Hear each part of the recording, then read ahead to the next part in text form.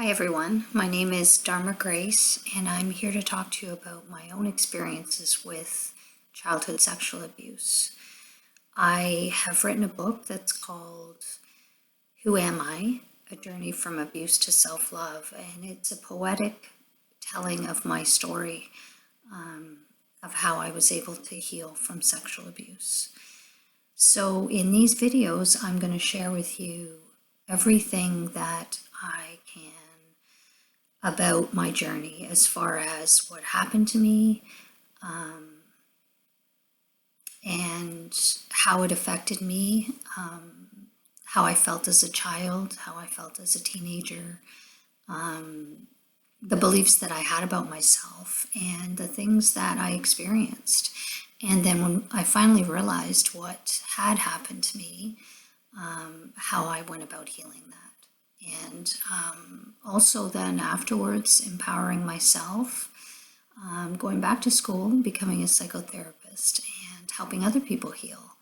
So I would like to share all of that with you because I know that everyone can heal from this. And I know that what you're living is horrific. The beliefs that we have about ourselves just cause so much pain and struggle. And I also experienced PTSD, which I know many of you are experiencing as well. And that is just extremely difficult to overcome and to live your daily life with. So I'm going to start from the beginning. I was born into a family that was quite educated. My father actually is very intelligent. He was actually the top of his university, but when he was growing up, they grew up in Australia. It was believed that the best thing for a child, especially a boy, and boys were thought of as better than girls. So for him, in his family, that's how it was. And he was the only boy. That the best education they could get was in boarding school, which was a Catholic boarding school, and it was run by priests, Catholic priests.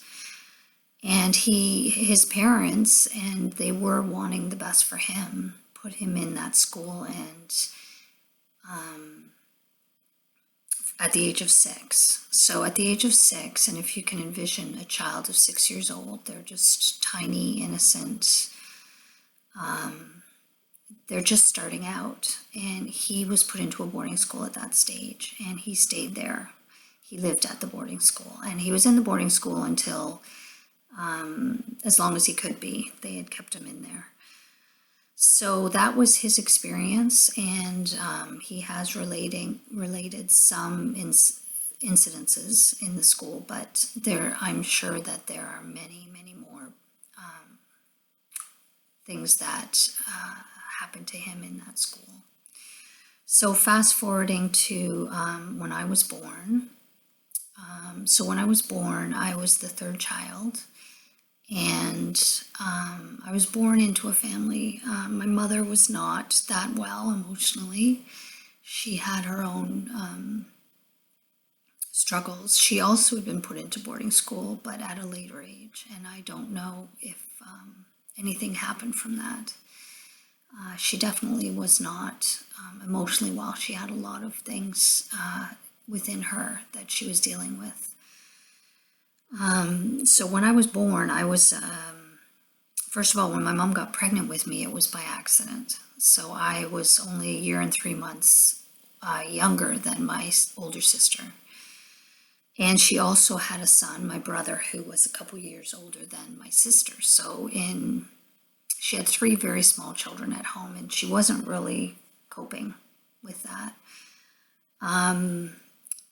So when I was conceived and my mom found out she was pregnant, she was very upset. And she carried that upset throughout the pregnancy, and even when I was born. She did not look at me as a gift, definitely. She looked at me as a burden and a struggle, and she she resented me, I think, and all of her kids, really. I don't think she was able to deal with any of that in the state she was in. So I grew up and I wasn't, as far as the effects my mom had on me, I did feel like a burden. I have a very strong feeling of feeling that, feeling guilty, feeling like a burden. And all of that I was aware of throughout my life. But what I wasn't aware of was that from a very young age, my father started to molest me. And I understand now that I had repressed that fully. And it would have occurred in my younger years and probably ended around the age of 7 or 8. And I understand now that, for my father, he was incredibly damaged, and still is very damaged, extremely damaged. He has not healed at all from any of this. I am estranged from my father, so I don't see him, but I do hear about what's happening with him. So I grew up in that family, and we were upper middle class. We never, there was never a worry about money. There was never a worry about, food or getting by or anything like that. So I did have the benefit of feeling, of not worrying or struggling about financial issues or our well-being in that way. But I do remember as a small child, always wanting to be good, always wanting to be so good and never really feeling good.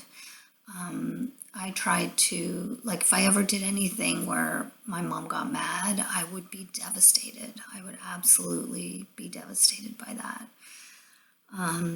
But my difficulties came more when I got older. And I believe as we become teenagers, we start to feel more emotion. Our emotions become heightened. And at this point, I started having very extreme emotions. And I can remember just feelings of absolute embarrassment about myself. I remember feeling shame, self-loathing. I could, I would go on in public areas. I used to have to ride the subway, and that was a nightmare for me because I felt like everybody was looking at me and everybody could see how disgusting I was. I remember when I used to just walk along the sidewalk, I used to feel like everyone could see. Everyone could see my shame and see how disgusting I was. And I remember being so self-conscious about everything, about the way I walked, the way I moved, everything.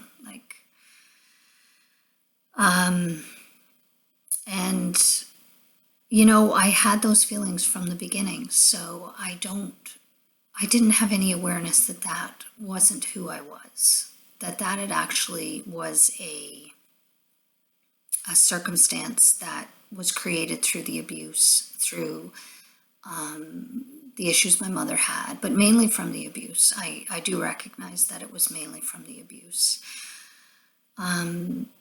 So I remember that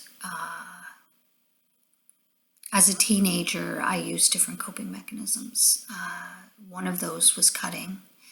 And I do talk about that in my book. I talk about cutting. And I do recognize that there are different reasons for cutting. For myself, it was that I would feel such extreme emotional pain. And I found, and I don't know if this is just something that we know inherently within us, that by cutting, I used to cut my arm. And by cutting my arm, and it wasn't in any way, I didn't cut myself in my wrists. It wasn't an attempt towards suicide at all. That wasn't even in my head. It was actually an attempt to feel better. So when I would cut lines across my arms, and I would be ashamed of these, I would hide these. Nobody knew that I was doing this. So there was a lot of shame to do with this as well. But when I did cut myself and I was feeling that extreme emotional pain, which just came from believing that I was this horrific person that I just was that. I didn't see anything else but that. I had only known that. The cutting would actually, I think it tricks your body, because your body goes into protection mode, and the minute you cut, your body, instead of feeling the emotional pain, starts focusing on the physical injury, and so it relieves the emotional pain, and the physical pain is a lot easier to deal with than the emotional pain, a lot easier. So it was everything that I did as far as the cutting and all of the coping mechanisms was to try to feel better. So I'm going to stop the video now. I'm going to have more videos. I'm going to try to video once a week. I do want to share my story as completely and fully as I can, because I know that there's so many of us out there that have experienced this type of trauma and abuse. And my big message is that that's not who you are. It's hard to see outside of that because it's all you've known, but it is definitely not who you are. And once you start to shift that and understand that that is what happened to you, it is not who you are, it is not what you are, that is when you start to really heal. And that is when magic happens. It's not easy. It's extremely painful. Another point I want to make, but it's worth it. I mean, my life has been transformed. I can't even, when I think back to what it was like, it just feels like a nightmare. It feels like I was living in a nightmare for a long time. And I just feel so free. I'm so free of that nightmare. It's just, my life is transformed. And I can't stress that enough, that you can transform this, you can change this, and you don't deserve that. That is not who you are. I also want to share that I believe that we come into these earthly lives and for a soul, and that we are souls. We are soul beings that are having a physical experience in this lifetime. And I believe that a soul that comes in and experiences such horror as childhood sexual abuse and any abuse is an incredibly strong and courageous soul. That is a master soul. And maybe you can't own that right now, but I hope and trust that you'll get there. I know you can get there. And when you realize how wonderful you are, it's the most incredible transformation. Life becomes so joyful and so beautiful. So I do feel a strong purpose to continue this. I want to share details of healing, what I felt, what I experienced, awarenesses I had along the way, things that helped me. And, I want to be there. I want to be there for everyone who has gone through this, because I know how incredible you are. And I want you to know that. So I will post again as soon as possible. And I do love you guys. I mean, we're all in this together. We're all soul beings. We are part of each other. And your healing and my healing changes the world. It changes us, most importantly, but it changes everyone around us, and it changes the world. So until next time, I wish you all the best.